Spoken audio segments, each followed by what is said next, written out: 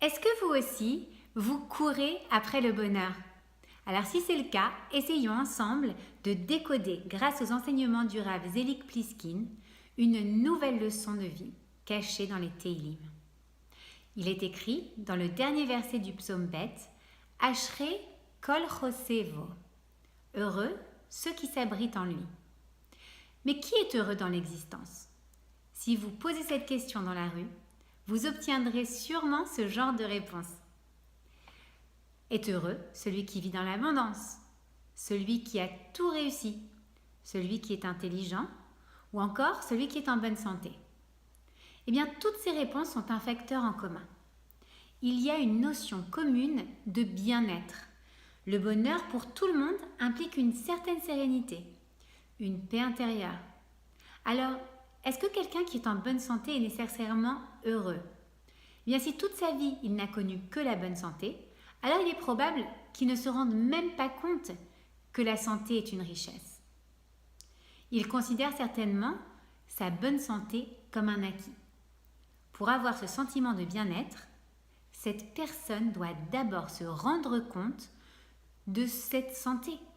Cela arrive lorsque quelqu'un a un petit problème. Et lorsqu'il arrive à sortir de son problème, alors c'est là que cette personne peut apprécier l'absence de maladie, le retour à la bonne santé.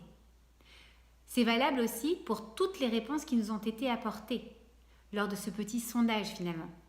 Celui qui gagne à la loterie par exemple, eh bien, il va au départ ressentir un sentiment de bien-être car il croit que tous ses problèmes ont disparu.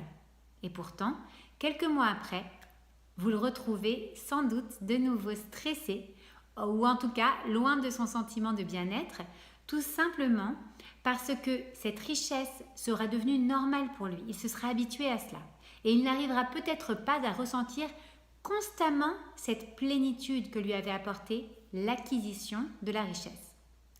Alors comment faire pour obtenir ce sentiment de sérénité, de quiétude? Eh bien, si l'on réfléchit, la quiétude, c'est juste l'opposé de l'inquiétude. Et quand est-ce qu'on est inquiet? Lorsque l'on doute, lorsque l'on n'est pas sûr de nous, de ce qui va arriver.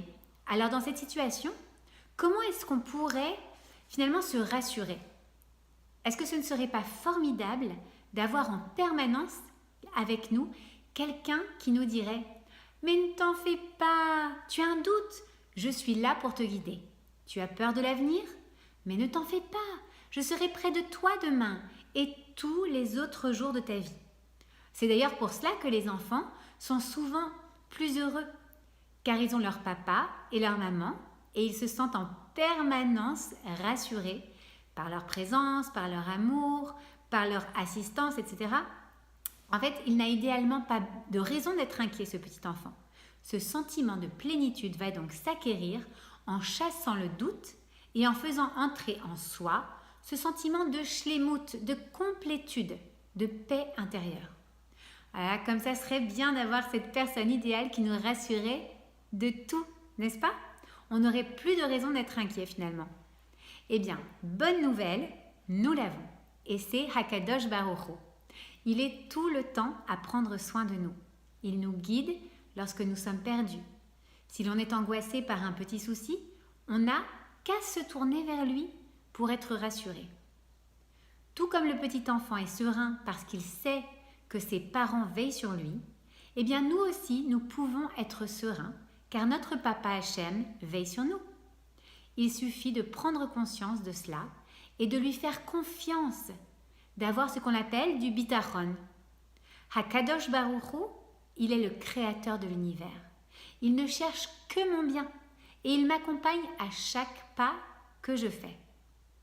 À propos de pas, il y a une très belle parabole qui illustre vraiment bien cela. Un homme avait l'habitude de venir parler à Hachem tous les jours sur la plage. Il marchait le long de l'eau et alors qu'il parlait, il se retournait de temps en temps comme ça pour apprécier les 4 empreintes sur le sable. Les siennes, bien sûr, et celles d'Hachem juste à côté. Mais un jour, cet homme se rend sur la plage, le cœur plein de souffrance. Il pleure à Hachem et il lui dit Hachem, mais aide-moi, je t'en supplie, regarde dans quelle épreuve je me trouve. Oh Hachem, aide-moi, comment est-ce que je vais faire pour me sortir de cette situation? Et par habitude, il se retourne comme ça pour regarder les empreintes sur le sable. Et là, il n'en voit plus que 2. Il se met à pleurer encore plus fort. Hachem, Hachem, mais comment peux-tu m'abandonner maintenant? C'est dans cette douleur que j'ai encore plus besoin de toi. Et toi, tu n'es même pas là. Et là, une voix descend alors du ciel et lui dit: mais mon fils, je suis juste là.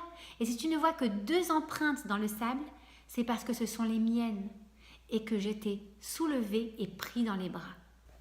Hakadosh Baruch Hu ne nous abandonne jamais. Nous sommes comme ce petit enfant qui tient la main de son papa pour marcher. Et dans les moments de détresse, eh bien, si on ne voit pas les pas à côté, c'est tout simplement parce que nous sommes dans ses bras. Mais dans l'épreuve, c'est tellement difficile de prendre ce recul pour s'imaginer dans les bras d'Hachem. Vous vous souvenez cependant de Aaron dans la paracha de Shemini, lorsque ses fils Nadav et Avihu lui sont pris par un feu divin au moment même où il devient Kohen Gadol? L'épreuve est de taille bien sûr, et pourtant, que nous dit la Torah? Vayidom Aaron. Et Aaron garda le silence, il se tut. Il s'est senti dans les bras d'Hachem. Ça, c'est un vrai exemple de Bitaron. Bon, d'accord, nous en sommes un peu loin et on n'est pas du tout au niveau d'Aaron, mais nous aussi, nous pouvons apprendre à nous sentir dans les bras d'Hachem pour chasser tous nos doutes et parvenir à cet état de bien-être dont nous parlions précédemment. Dans le dernier verset du Teilim, Bet, David Ameler nous dit: heureux ceux qui s'abritent en lui, celui qui prend refuge en Hachem, qui parvient à avoir du bitachon. Voilà la recette du bonheur que nous découvrons dans le Teilim Bet. À la semaine prochaine.